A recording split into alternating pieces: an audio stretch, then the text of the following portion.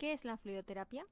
La fluidoterapia se define como el método terapéutico destinado a mantener o a restaurar por vía endovenosa el volumen y la composición normal de los fluidos corporales. ¿Por qué empleamos fluidoterapia en la anestesia?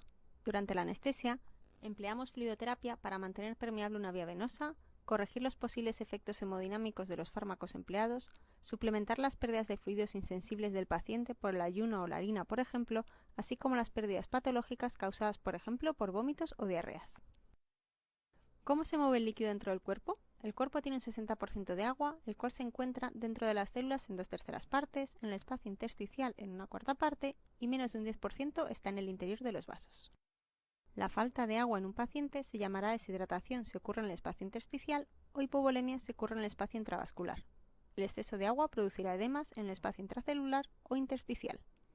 El agua se mueve entre estos tres espacios gracias a tres fuerzas fundamentales. La presión hidrostática, que es la presión debida al peso del fluido en reposo, la cual no es clínicamente muy importante. La presión osmótica, que es la presión causada a través de una membrana semipermeable por el gradiente de concentración de un soluto. En el caso del cuerpo, es el sodio. El movimiento neto de agua tendrá a igualar las concentraciones a ambos lados de la membrana. La presión oncótica, que es la presión ejercida por las grandes moléculas que normalmente no pueden atravesar los capilares, está producida fundamentalmente por la albúmina, que atrapa moléculas de agua a su alrededor como si fuera una esponja.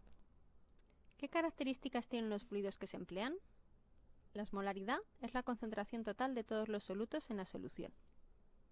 La tonicidad es la capacidad de una solución de mover el agua hacia adentro o hacia afuera según la presión osmótica o gradiente de concentración. Está relacionado con la osmolaridad.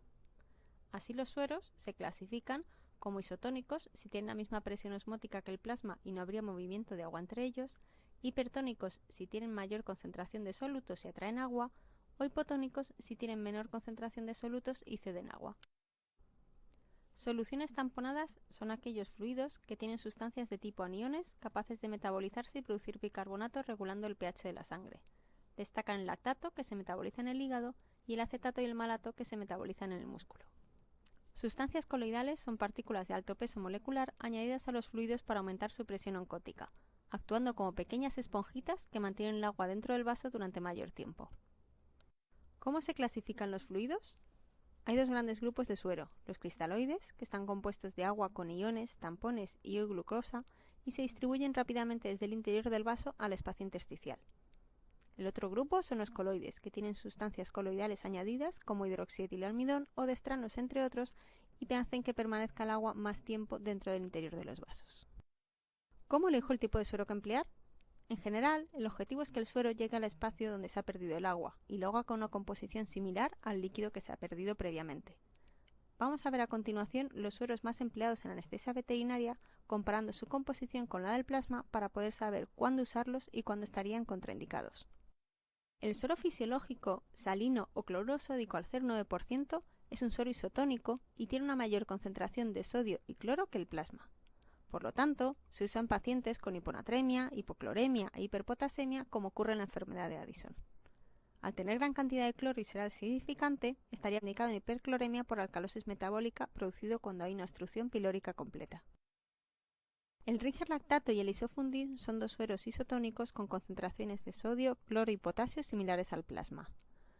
Ambos tienen calcio, por lo que no deben administrarse junto a una transfusión de sangre, ya que pueden producir microprecipitados.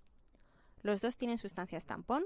El Ringer lactato tiene lactato, que aunque se metabolice en hígado no está contraindicado expresamente en enfermedad hepática, salvo casos muy avanzados, y el isofundin, que tiene acetato y malato y se metaboliza en el músculo. Los siguientes sueros que veremos a continuación son los que tienen glucosa en su concentración, el glucosalino y el glucosado al 5%. El glucosalino es un suero fisiológico con glucosa, mientras que el glucosado solo es agua con glucosa. Debido a ello, es un suero hipotónico y solo debería emplearse para casos de hipernatremia y en ciertas cardiopatías con mucha precaución para no producir edemas. En el caso de querer tratar una hipoglucemia con fluidoterapia, la mejor opción es elegir un suero cristaloide isotónico de composición similar al plasma y diluir en él la glucosa. El suero salino hipertónico tiene una concentración de sodio y cloro muy superior al plasma y se empleará cuando se necesite una recuperación rápida del volumen intravascular o para el tratamiento de aumento de presión intracraneal. Este efecto durará alrededor de 1 hora. Los siguientes sueros, el EMOES y el ISOES al 6%, son sueros de tipo coloide, ya que tienen sustancias coloidales disueltas en un fluido similar al suero salino fisiológico o Ringer lactato respectivamente.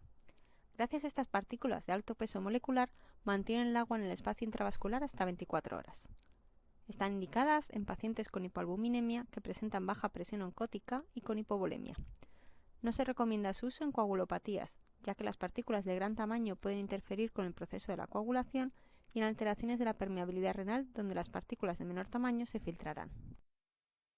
¿Qué cantidad y velocidad de fluidos administro?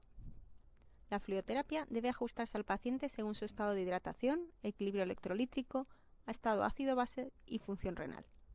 Si el paciente está deshidratado, deben reponerse los fluidos antes de la anestesia, siempre que sea posible. Para restaurar el volumen circulante se determina la cantidad necesaria multiplicando el peso por el porcentaje de deshidratación en tanto por 1 y administrándolo en varias horas. Se empleará un suero cristaloide isotónico con composición según el estado electrolítico del paciente. Una vez hidratado, durante la anestesia se realiza una fluidoterapia de mantenimiento con un suero cristaloide isotónico cuya composición dependerá del estado electrolítico del paciente y preferiblemente tamponada. Según las últimas recomendaciones, la velocidad de mantenimiento de fluidoterapia durante la anestesia será de 5 ml kilo/hora para el perro y algo menor de 3 ml kilo/hora para el gato. Si durante la anestesia se detectara un déficit intravascular por hemorragia o hipoalbuminemia, se administraría coloides en bolo lento, de 2 a 5 ml kilo en perros o 1-2 ml kilo en gatos. Es posible mantenerlos en infusión continua después del bolo si es necesario. ¿Qué vía de administración se emplea? Lo más habitual es emplear una vía venosa periférica como son la vena cefálica, safena o auricular. Para casos más comprometidos puede emplearse una vía central en la vena yugular.